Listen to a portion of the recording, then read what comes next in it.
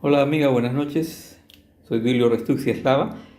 Voy a ayudarte con esta parte de matemáticas. A ver, aquí me parece que es 4. Vamos a ver, corregir el ejercicio. Y es 4, ¿no? A ver.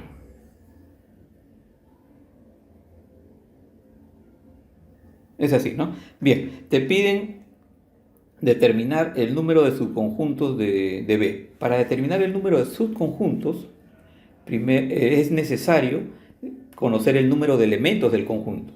Es decir, si supiéramos, por ejemplo, que B es igual a, supongamos, ¿no? Porque aquí estamos hablando de números, pero en general digamos que tenemos un conjunto B con estos elementos, entonces la cantidad de subconjuntos que podríamos formar, cantidad, número de subconjuntos que podemos formar con los elementos de este conjunto, está dado por una forma o fórmula, que es 2, siempre vas a poner 2 como parte de la fórmula, y como exponente vamos a poner el número de elementos del conjunto que estamos analizando.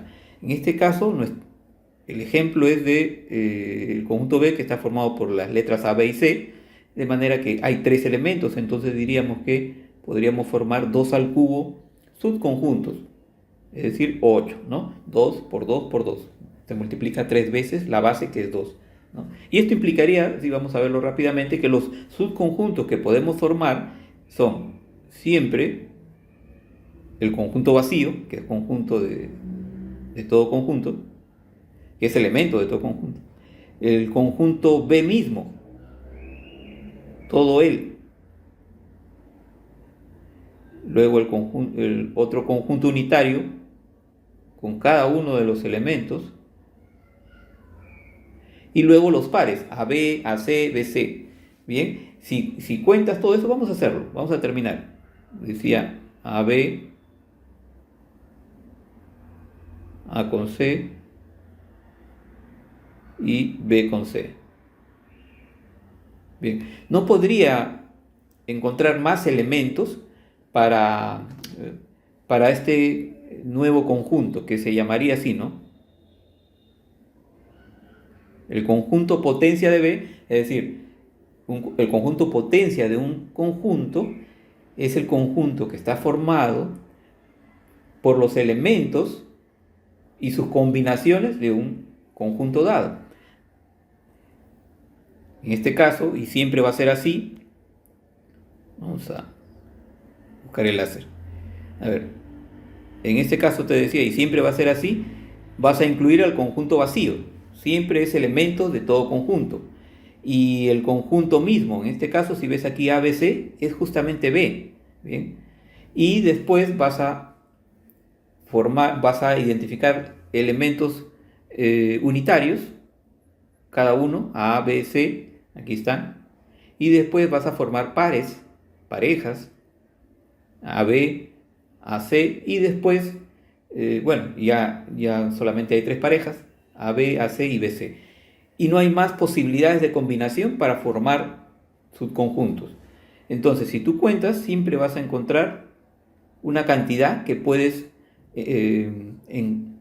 hallarla de esta forma, con el número 2 siempre por fórmula como base y como exponente la cantidad de elementos del conjunto que estás analizando.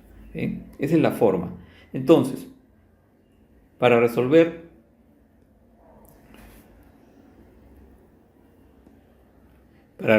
la tarea, digamos, vamos a romper.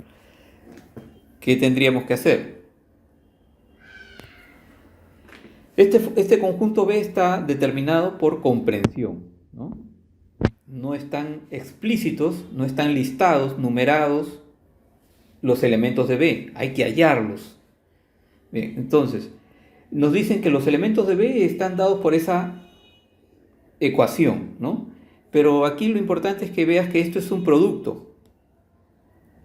Si no hay un símbolo entre dos números, o entre números y grupos de números, se entiende que se están multiplicando. Entonces, esto se lee así: x por x menos 1 por x menos 2 por x menos 4. Es decir, cuando un producto te da 0, asumamos dos números y uno de los factores al número 3. 3 por cuánto te da 0. Solamente por 0, ¿verdad?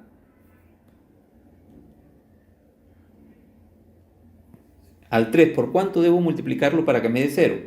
Solamente por 0. Si tengo 7 y yo sé que el resultado me va a dar 0, eso quiere decir que lo estoy multiplicando necesariamente por 0, ¿correcto? De esa manera vamos a decir entonces que para que este producto de 4 factores, un factor es x, otro factor x menos 1, x menos 2 y x menos 4, para que este producto de 4 factores dé 0, lo único que tiene que suceder es que alguno de esos factores sea 0. Que x sea 0 haría que todo se convierta en 0. Que x menos 1 sea 0 también haría que todo se hiciera 0. Y así sucede con los otros factores.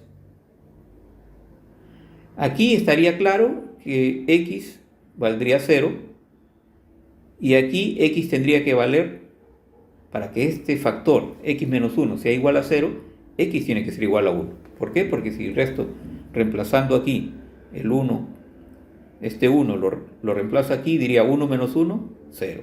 Y en el otro factor, la posibilidad para x es que sea igual a 2, ¿verdad? Porque si lo reemplazo allí, obtendré que 2 menos 2 es igual a 0. De manera similar, entonces, en el último factor, la única posibilidad es que x sea igual a 4. ¿Bien? De manera que b está formado por estos elementos: 0, 1, 2 y 4. Ahora, date cuenta que para responder la pregunta, hallar el número de subconjuntos de B, no necesitas conocer los elementos, solo necesitas saber cuántos elementos son, ¿ya? Recuerda, lo que nos piden es esto: el número de elementos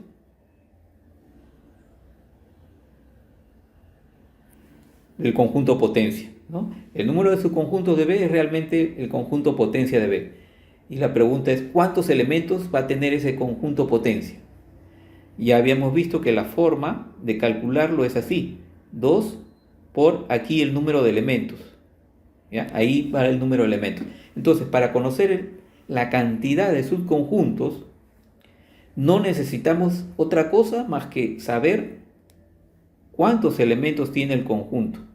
En este ejemplo, ¿cuántos elementos tiene B? Es lo único que hace falta. No necesitas saber si vale 0, si vale 1000, si vale menos 1 o un medio. No necesitas, ¿ya?